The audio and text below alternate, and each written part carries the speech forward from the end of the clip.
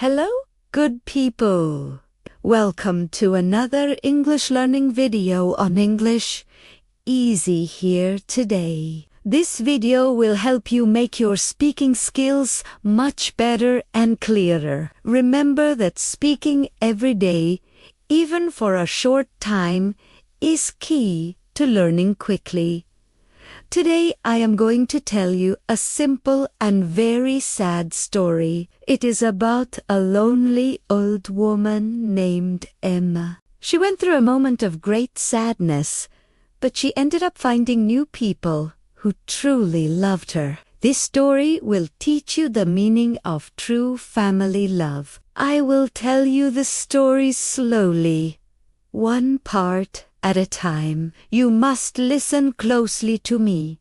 Speak the sentence very clearly. Then you must say the sentence right after me out loud. Try to copy the exact way I speak, the speed of my words, and how I say the sounds. This way of repeating what you hear will help train your brain to speak English words faster, better, and more like a native speaker.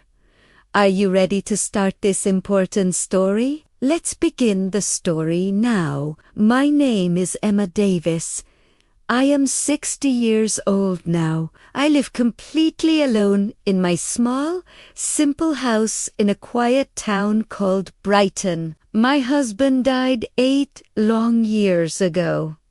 This made my life change a lot. I have only one son, and his name is Daniel. Daniel went to the country of Canada many years ago to start his new life. Now he lives happily there with his wife, Sarah, and their 2 young children. He has a very good life. I know. He has a big, comfortable house and a good job that pays well. I am sure he is happy with his new family, but I still live here completely alone in this big house that now feels empty. Every single day, I wake up very early when the sun is just rising. I clean the house from top to bottom. I cook simple food only for myself. In the evening, I sit alone in my chair and watch the darkness come. Nobody ever comes to see me or talk to me. Daniel does not call me much on the phone. Sometimes he sends me money for food and needs. Sometimes he says simple words like, "Mother, I will come soon to visit you." But the time passes and he never comes back home. Still, I wait for him every single day. I love him very much, no matter what he is, my only son. I keep all his old childhood photos in my bedroom on a small table. I look at them every single day and remember the past. One cold afternoon, I suddenly heard someone knocking loudly on my front door. I walked slowly to the door and opened it quickly. I was shocked. It was Daniel standing right there. I was very surprised to see his face. I said, "Daniel, you truly came here to see me?" He gave me a big smile and looked happy to be here.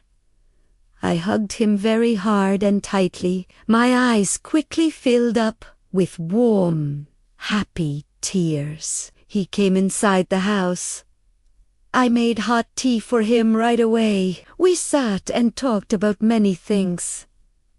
I asked him, "How is Sarah? And how are the children doing?" He said, "They're all fine and growing fast, Mother." Then I asked him directly, "Why did you come to visit me today after so long?" He looked sad and said, "I missed you, Mother. You live here all alone, and I worry about you a lot." He continued, "I want to take you with me to Canada now. I want you to live with us." I was quiet for a long moment, thinking hard about his words. He looked right at me and said, "You are getting very old now, Mother. This house is not safe for you anymore. You should come and be with me," I said slowly, trying to think. "But Daniel, this is my home. I was born right here in this house.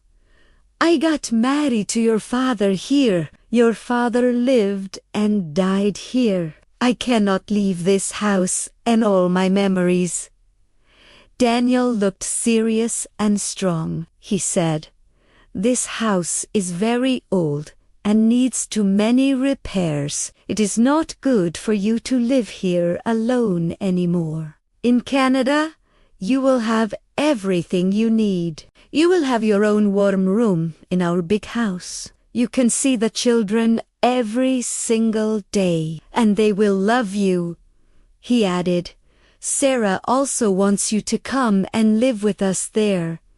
That night, I sat alone in my chair and thought, what should I truly do now? I did not want to leave the place I knew, but Daniel was my only son and my whole heart. The next morning, Daniel said firmly, "Mother, we should sell this house very quickly. You do not need it anymore, since you will live with us. You can use the money from the sale for your new life in Canada." I looked closely at his face. He smiled brightly. I thought maybe he really loves me and wants me safe. So I looked at him and said, "Yes, I will do it." I sold my small house for a low price. Daniel took all the money from the sale and put it in his bank. I packed one small bag with my simple clothes. I put on a dark purple jacket and comfortable light gray pants for the long trip. We went to the busy airport together right away. I felt sad to leave my past, but I was also happy. I thought, I will be with my son now, and everything will be good. At the airport, Daniel said, "Mother, wait here on this chair. I will go bring a wheelchair for you to use." He said, "The way to the plane is too long for you to walk alone. I will be back in just 5 minutes. Wait here." I said, "Okay, Daniel." I sat down on a hard chair and waited. 10 minutes went by slowly. Daniel did not come back. I thought maybe the line for the wheelchair is long. He is busy. I waited patiently. 30 minutes went by. Still, he did not come back to me. I started to feel scared and worried. I looked at the big door where he left again and again, but Daniel was gone from my sight. Now 45 minutes had passed since he left me. I was still sitting there, feeling very alone. I looked at every face that walked by, but none was my son's face. I told myself, Daniel cannot leave me here. He is my son, and he loves me. 1 long hour passed very slowly. My heart began to beat very fast with fear. Just then, a tall police officer saw me sitting alone. He walked slowly toward me and asked, "Ma'am, are you waiting here for someone to come back?" I said, "Yes, my son. He is bringing a wheelchair for me now. We are both going to Canada on a plane." The officer looked kind. He asked, "Do you have a picture of your son?" I quickly took out Daniel's photo from my small bag. I also showed the officer my plane ticket. The officer nodded his head slowly. He said, "Please, wait right here, ma'am. I will go and check inside the airport for your son." I said, "Thank you." I waited again, praying hard in my mind. After a long, painful time, the officer came back to me. His face was very serious and looked sad. He sat down next to me on the chair. He said softly, "Ma'am, I am so sorry to tell you this news. Your son has boarded the flight already. He has gone. The plane has already taken off into the sky. He did not bring a wheelchair for you. He went alone." I froze completely in my seat. My heart stopped beating for a moment from the shock. I said very slowly, "No, that is not true. My son Daniel loves me. He said he will take me with him to Canada to live there." The officer looked down and said, "I saw everything myself. He gave his passport to the worker. He entered the plane alone." Warm tears came quickly to my eyes. My heart broke completely into small pieces. I cried and cried right there. The officer's eyes also became wet with tears for me. He said, "Some people forget that they have a heart inside. I am very sorry." "Ma'am," I whispered my name. "My name is Emma Davis," the officer said. "My name is Robert Miller. I am a police officer who works here.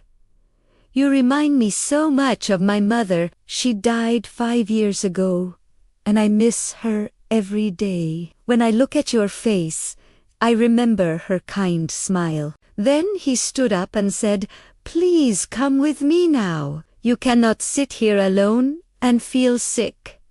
Please come to my house. My wife, Olivia, is kind and gentle. She will cook food for you." I said, "But I truly do not want to cause you any trouble at all." He smiled a tired smile and said, "It is not trouble, Emma. It is love. You are like a blessing sent from God to me." Robert quickly called his wife, Olivia, on his phone. He said quietly, "I found a kind old woman at the airport. She is all alone, and her son just left her here. Can she stay with us for a while?" I could hear Olivia's warm voice through the phone. She said clearly, "Yes, please, bring her home right away." That night, I stayed at Robert's house. Olivia brought me warm, good food. She spoke to me with kindness, just like a true daughter would do. I cried quietly in my room that night. I missed Daniel terribly. I missed my comfortable house. But these strangers, Robert and Olivia, gave me unexpected love. The next morning, Robert got a phone call while we were eating. He quickly went to another room in the house. He spoke in a very low, quiet voice. Later, he came back to me. I asked, "Is everything okay, Robert?" He smiled sadly and said, "Yes, everything is fine now." But I saw a sad look in his eyes that made me worry. What I did not know was this sad truth. The flight that Daniel took had crashed terribly. There were no people saved from the plane. Daniel was gone forever. But Robert never told me this true, sad news. He knew that I still loved my son very much. Even after the terrible thing Daniel did, I still prayed for him every day. I still hoped that one day he would return. The days passed slowly and calmly. I stayed with Robert and Olivia in their peaceful home. Robert took care of everything for me. He helped me go to the doctor when I needed it. He bought my medicine with his own money. He treated me like his real mother. His wife gave me respect and love. Their home slowly became my home. Their family became my new family. I only prayed constantly now. I prayed for Daniel's soul to find peace. I prayed for his children he left behind. I prayed that no mother in the world feels what I felt that terrible day at the airport. One day, Robert asked me gently, "Do you ever think about going back to your old house, Emma?" I looked at his kind face and said, "I already lost that old house, but I found a new, better home right here with you." Daniel was gone forever, but I found the son I truly deserved. Robert, I feel deeply grateful for this new life. What would you do if you were in Emma's place after such a terrible event? Tell me your thoughts in the comments below. If you liked this story, please like this video, share it with your friends, and make sure to subscribe. Now let's practice together. Read the story again slowly and try to repeat the sentences after me. This method helps you to improve your English speaking and listening skills greatly.